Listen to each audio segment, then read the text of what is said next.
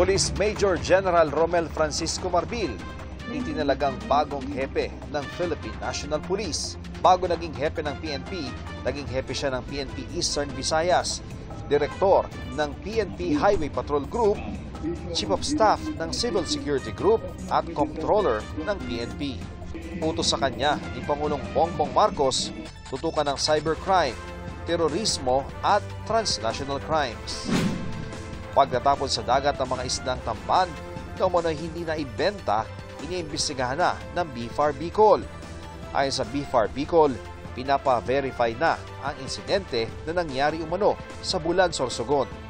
Una nang naipaliwanag ng BFAR Bicol na pansamantalang huminto sa pagproseso ng mga sardinas ang ilang kumpanya sa bayan para sa Huwebes at Biyernes Santo, kaya hindi na rin tinanggap ng mga processor ang huli ng ilang mangingisda.